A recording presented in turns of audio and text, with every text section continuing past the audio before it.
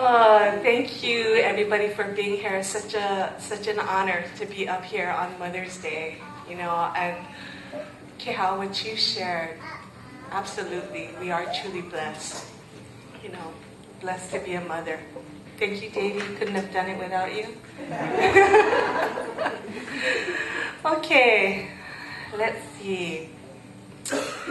This morning's message is entitled Proverbs 31, More Than Instructions to Wives. Now, sorry, I know in the inside of your bulletins, it doesn't have the usual notes that we normally do, but it does have Proverbs 10 to 22, which I'm going to be referring to back and forth. But the title of the message is really Proverbs 31, More Than Instructions to Wives. That's the section of the Proverbs. I don't know about any of you guys, but when you hear Proverbs 31, do you kind of think, again? Or do you think, okay, if you're like me, you think, oh, I could never be that, or intimidation, or like, that's not reality, Or better yet, sometimes that doesn't pertain to me. That's only if you're married, or that's only if you have children, or that's only if you're a female. But you know what? It's not true. Proverbs 31 actually has something for everyone, for all of us. It's pertinent to all of us. Okay, so what I wanted to do is share something that is a little new with it, or maybe will be renewed for you in this. So I wanted to, let me ask you this. Who knows what an acrostic is? Because we use acrostics a lot in our church. I know Pastor Davey likes to use it, Pastor Carol does.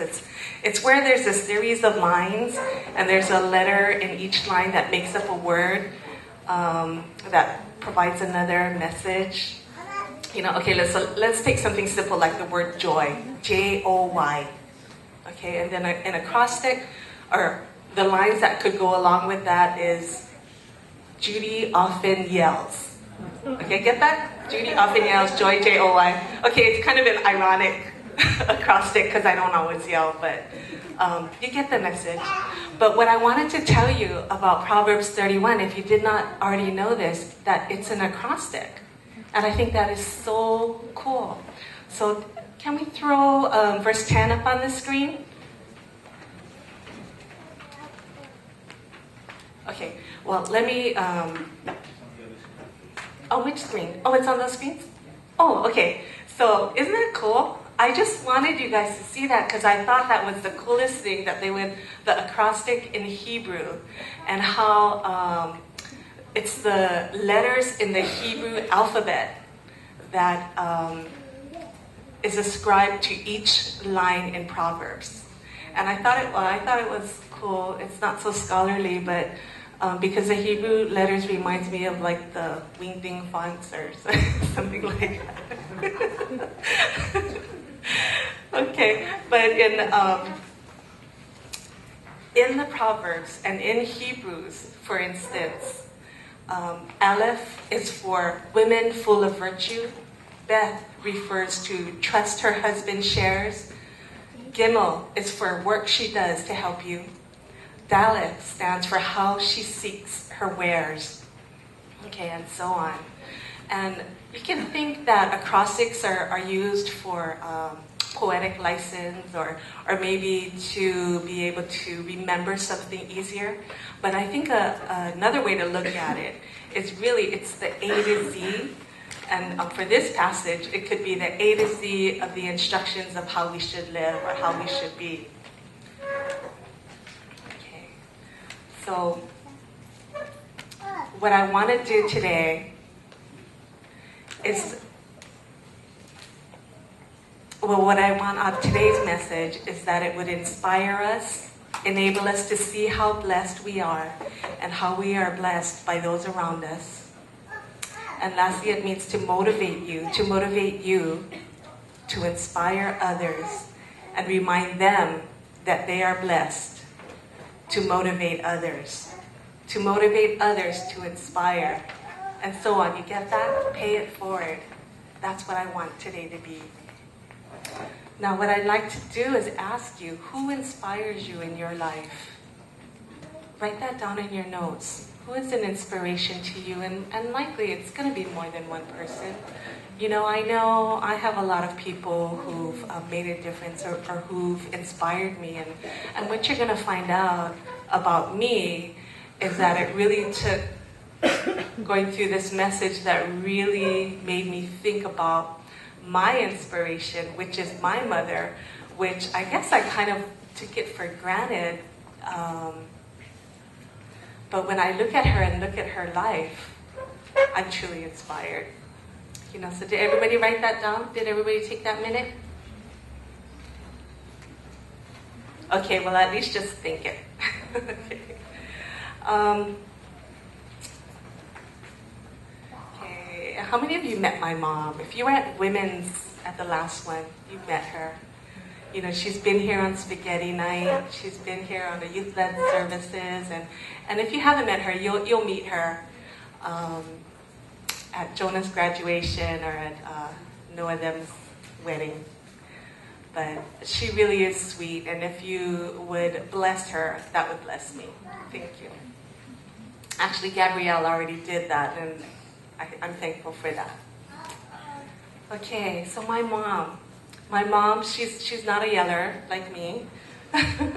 My mom, she's gentle and loving.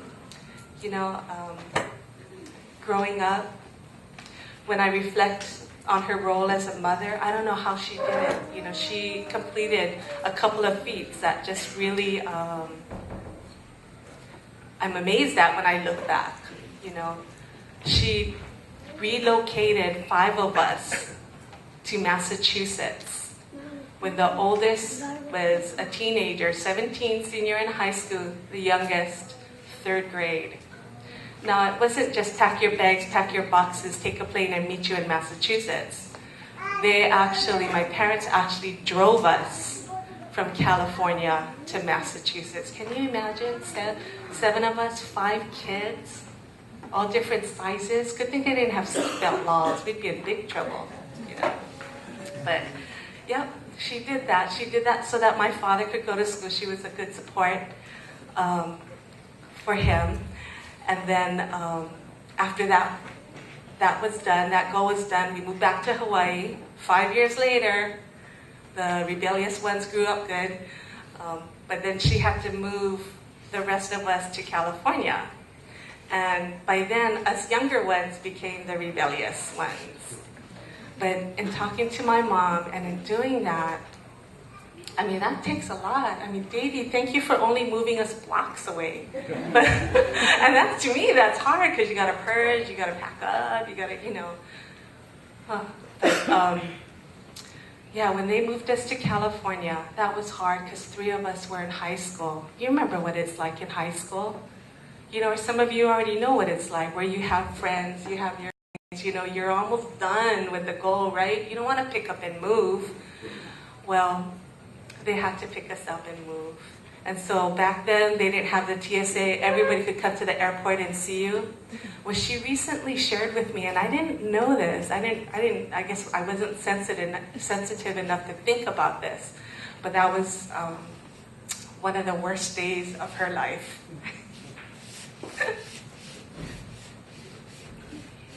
Thinking about that makes me a little teary, but it was one of the worst days of her life because she had to pack up 3 of us who were in high school, who didn't want to move, and we had hundreds of kids at the airport. Practically the whole high school was there, you know, and here's my mom. My dad's in California, and she's got to take us. She's got to sit through all that. They did a mock graduation for my sister.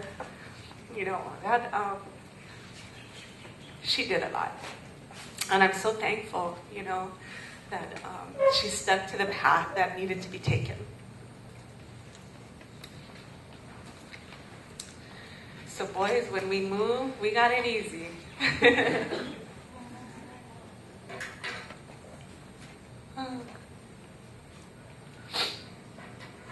Sorry.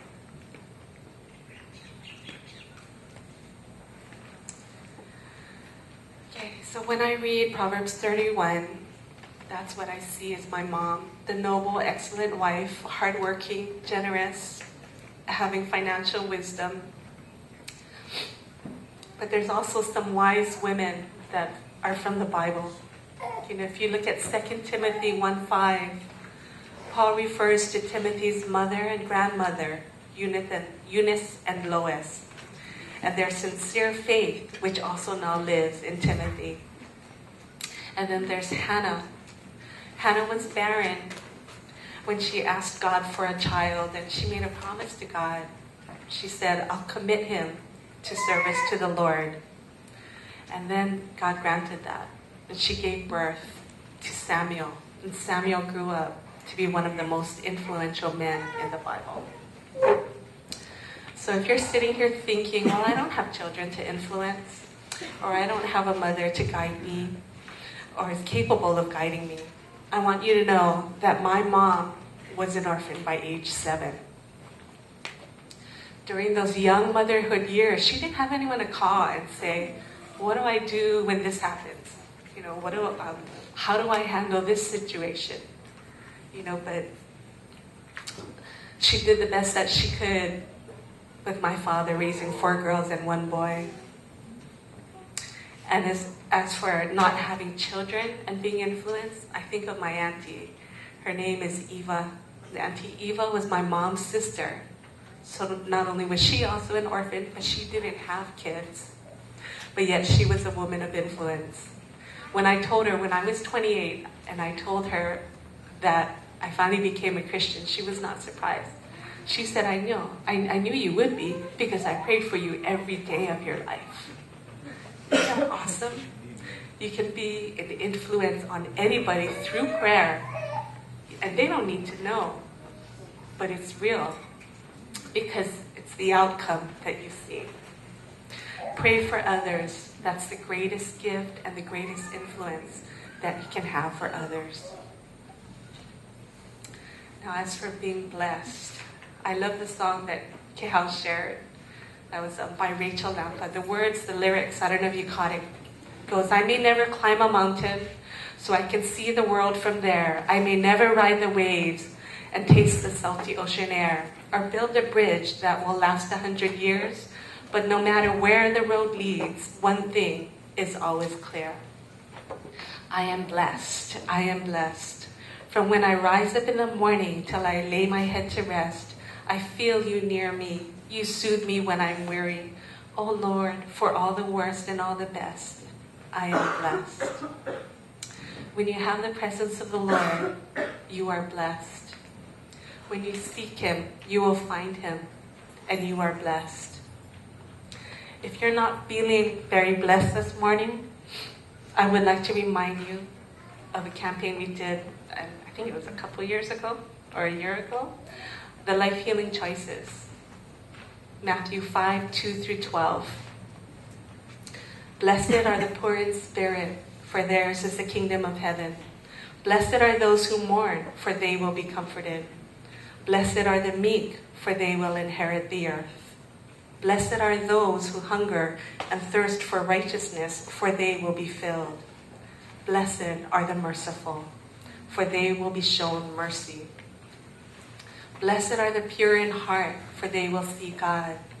Blessed are the peacemakers, for they will be called sons of God. Blessed are those who are persecuted because of righteousness, for theirs is the kingdom of heaven. Blessed are you when people insult you, persecute you, falsely say all kinds of evil against you because of me. Rejoice and be glad, because great is your reward in heaven. For in the same way that they persecuted the prophets who were before you. Do you see yourself in any of those Beatitudes? You are blessed.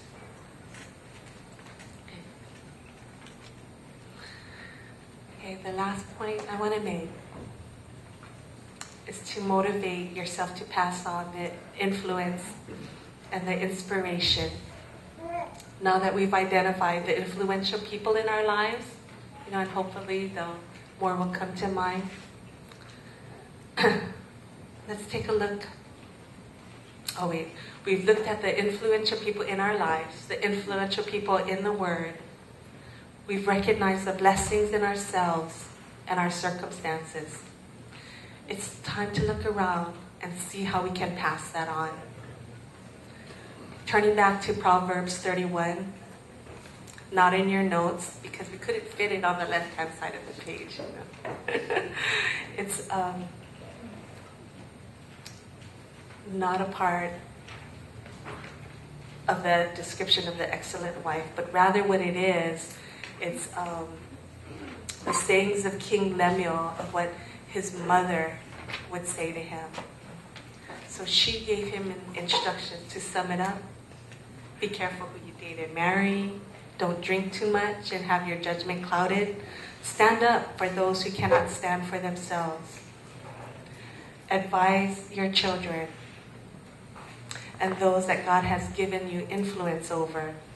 You don't need to stand by and watch them walk the wrong path. You know, that's one thing I admire about my husband is that he does that. He's not afraid to say it to other people when he sees them going down the wrong path. You know, and that boldness is an inspiration to me. You know, for our children, advise your children so that they don't go down the wrong path. You know, you love them. You know, wouldn't you do anything to stop them from falling into that pit? You know. Verse 20, she opens her arms to the poor and extends her hands to the needy. Extend your hands to the needy.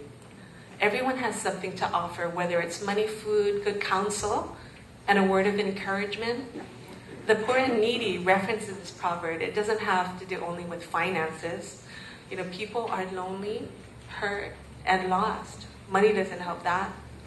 But you can offer prayer, friendship, companionship.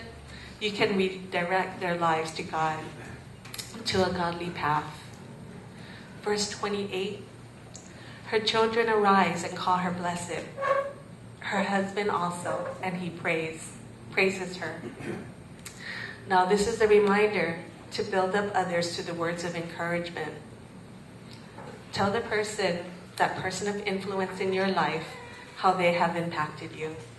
Moms and wives and people in general don't always know you appreciate them. You know I can tell my mom that tonight. Verse 31 re-emphasizes this by instructing us to honor her for all that her hands have done. Honor, encouragement, blessings can come in other forms too. I want to thank my boys for singing to me. For the roses I got this morning and for the cake that was baked for me on Friday. That was such a blessing. I think I was blown away. I was speechless. You know, and really what that did, I mean, this is such a true example of that encouragement, is that it just spurred me on to looking forward to this morning, to Mother's Day, to wanting to be a good mother. And I just want to thank Davy for influencing the boys and me, for influencing the boys to bless me and honor me, because I know you had a hand in that.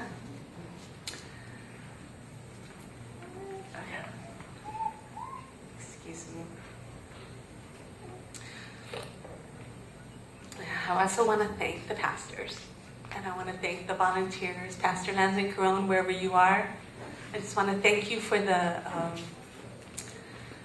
love and the encouragement and the mercy and grace that you give us. I want to thank you, people of the Wave, friends and visitors, for being here today. We're just so honored to have you in our house.